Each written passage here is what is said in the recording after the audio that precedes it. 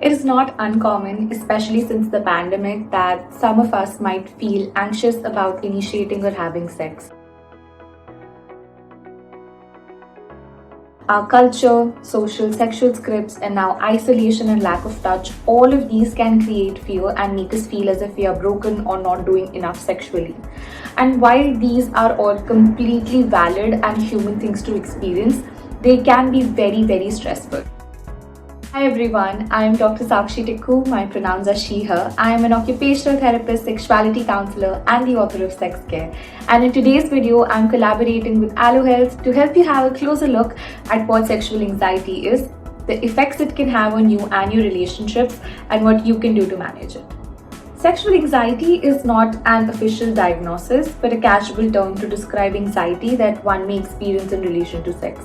Now, this anxiety can look at different ways for a lot of people. It can include concerns with erections and orgasming. There can be a drop in desire. There can be troubles getting aroused, or one can experience physical pain during sex. One may even feel distracted or anxious during sex, or some may even try to avoid sex altogether. That can cause relationship issues. I say this often and I'm going to repeat it. Sex first happens on your brain, and so our mental health plays a huge role in our sexual lives.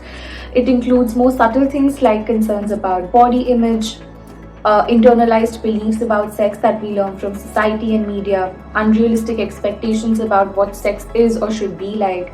If you already have a mental health condition, it can further create a vicious cycle where sexual dysfunction as well as the mental health condition reinforce each other. Number 2 is assault and abuse or any other traumatic or negative sexual experiences can often lead to sexual anxiety and avoidance. Similarly, other situations like recovering from childbirth, surgery, hormonal therapy, chronic pain, menopause, etc. all are examples of conditions that can cause or contribute to your anxiety.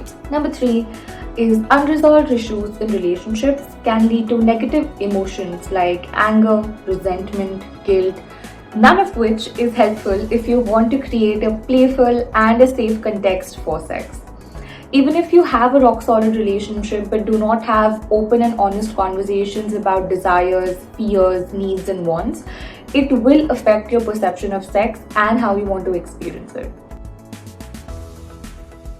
Number 1, rule out any physical problems. Many physiological conditions and medications impact our desire levels and increase our sexual anxiety.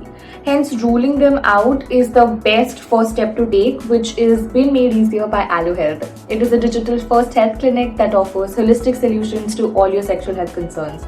All you have to do is log on to allohealth.care, fill a quick short assessment, and they will connect you to a healthcare professional who can best tend to your needs, and that's it. You will find the link mentioned in the description below, so do not forget to check that out. Number 2, redefine sex. Let us all agree that society and our education have done a terrible job of teaching people about sex and even preparing them for it. It focuses on avoidance, fear of STIs, unwanted pregnancies, and penetration rather than pleasure and sensations. Sex is a buffet, not a set menu, and so nobody gets to define what sex looks like for you. As long as it's pleasurable and consensual, you are on the right track. Number 3, sex isn't your duty. You and your partners deserve pleasure, but none of you owe each other sex. Evaluate your reasons for having or not having sex and later communicate this with each other. Communication is the secret ingredient to have sexual life of your dreams. So this way you are not saying yes to experiences that you do not want to have and rather creating more opportunities of experimenting and exploring. Number 4. Explore other alternate ways of exploring intimacy. Sexual intimacy isn't just about penetration, it's about connection. You could include practicing sensual breathwork, simple massages, or touching different parts of the body except the genitals with your hands or other textures. By simply taking the focus away from penetration and orgasms and focusing on your body and its sensations. It takes a while, but practice makes it better. Number 5, consider therapy. Solo or with a partner, therapy is like medicine for your mind and soul. It can help and support you in understanding the roots of your thoughts, feelings, and behaviors and help you with strategies that can improve your life and relationships. If you're not sure where to begin, connect with the Allo Health team today to begin your sexual wellness journey. And that's it for today. Thank you so much for joining me here and sticking with me until the very end. If you have learned something, do not forget to like and share the video and also subscribe to our channel. And I'll see you next time. Bye.